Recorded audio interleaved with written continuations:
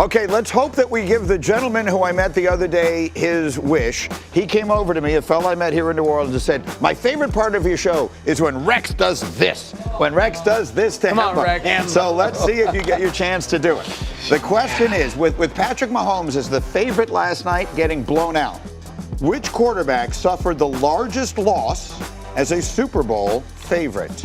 All right, well, first off, I got to say this. And by the way, this is not my final answer. Okay. But he knows my old man was part of Super Bowl III. Yes. Right? And Earl Morrall, the Joe Namath game, and that spread was ridiculous. Mm-hmm. Peyton Manning. Which one? Was it Denver? I'm going to say Indy? Denver. Denver, Peyton Manning. That's correct. Bam! Hit Let's see. What am I looking for? Even here in New Orleans on this set, boom! I own you, my friend. Hippo, I own you. Whether it's in the studio in New York, whether it's in New Orleans, I own you. That's for my guy gonna Dave. miss that. My guy Dave here down here in New Orleans, who I met, who told me that's his favorite thing. So the three biggest, John Elway was actually, the Broncos were favored over Washington in what would have been the Doug Williams Super Bowl.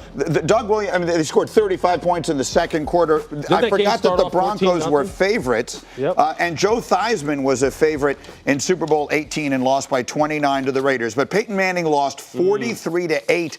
And frankly, one of the reasons you may have gotten that is that I mentioned it at the beginning of the show today. It reminded me of that.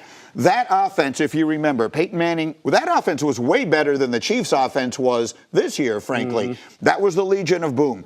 Was this Eagles' defensive performance that level of good? Was this Legion of Boom-esque last night? I mean, if not better. I mean, I can't recall. I mean, just the domination of all physical aspects of a football game. Throughout this entire show, we didn't even talk about what A.J. Brown was doing out there when he had one-on-one coverage, or with Devontae Smith winning their one-on-one matchups. It's a different form of physicality, winning at the receiver position, but it's still, I got more skill, or I got more strength, or I got more speed, just continually just beating them up all over the place, and especially defensively in terms of what they did in their plan. Absolutely one of the most impressive I've seen.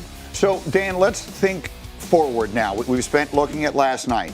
You see the Chiefs, who are trying to become the greatest dynasty in the modern pro football era. It takes a step backward last night. They're probably not going anywhere. The Eagles are incredibly, by that I mean they're not going away. They'll retool a piece here, a piece there. They'll certainly continue to be in the mix. The Eagles are young and ridiculously good. Cindy, let's put up D17 if we can, please, because ESPN Bet has 5 teams bunched together as the favorites for next year. The Ravens and Chiefs are the favorites at plus 650. The Bills, the Lions, and the Eagles are right behind them. Dan, going forward right now, who do you think is the team to beat in the NFL?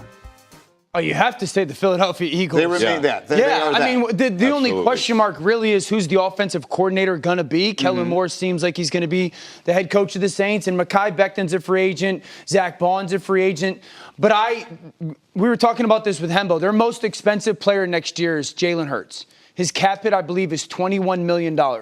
That is the least most expensive player in the whole NFC. So you're talking about a roster that is completely loaded moving forward.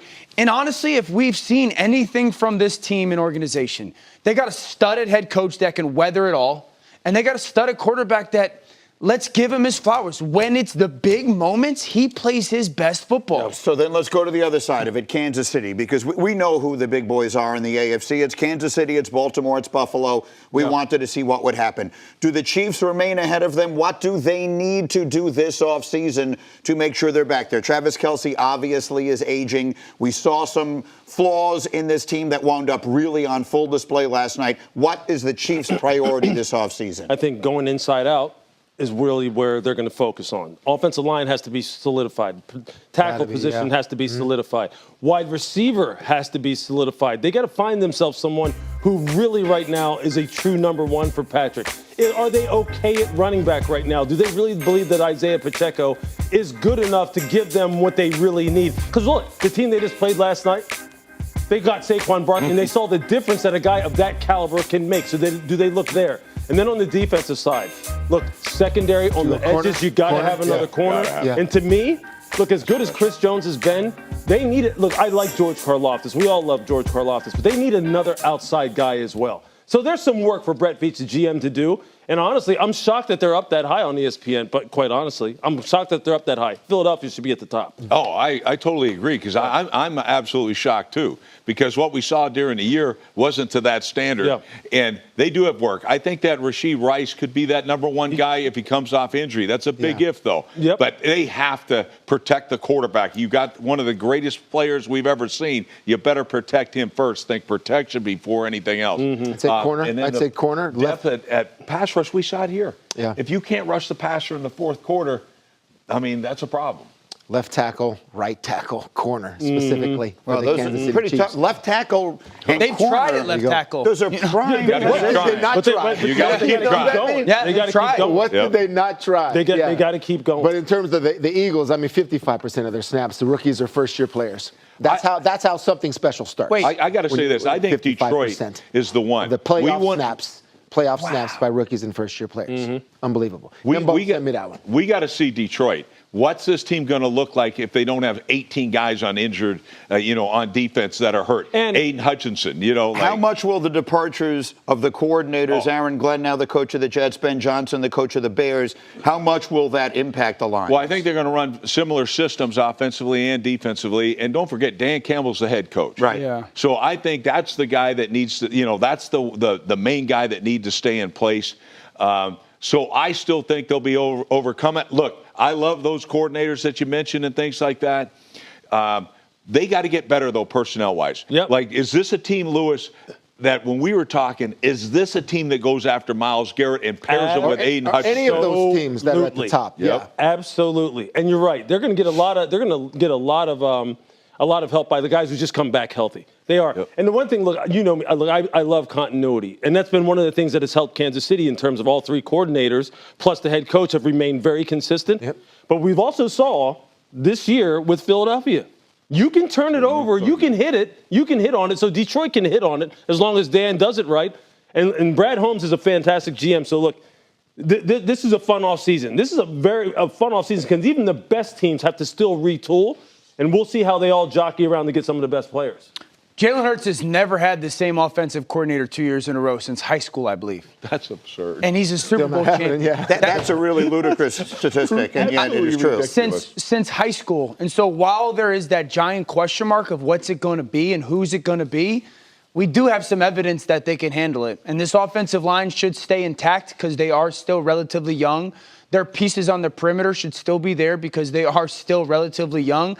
I think Philly's got the chance to become what the Chiefs and the conversation we were having about them over this past week. Philly should have the chance to go on a run. Give Nick Sirianni his credit. Totally. You keep changing these coordinators around. He's not just sitting there in his offense just twiddling his thumbs. The guy has his finger on the pulse of what's happening. Give him a lot of credit. He deserves to celebrate. And I'll continue to give it to the general manager. He generally manages like people play fantasy football, right? I'll just Saquon Barkley, sure, I'll get him. A.J. Brown, yeah, I'll trade for him. Jalen Carter, everyone's worried about him in the draft. He's dropping. Oh, no, I'll take him. He's big, strong, and fast. And look, all of a sudden, that's how you get to be a Super Bowl champion. We've got a big money. How's it going, everybody? Villa Sports Network here. Just want to thank you guys for your support on the channel. Thank you guys for watching the video. Hope you all enjoyed it. I also want to kind of remind you to don't forget to leave a like on the video, subscribe to the channel, and leave a comment on the video if you like as well. But regardless of the fact, thank you again for your support, and hope to see you on the next video.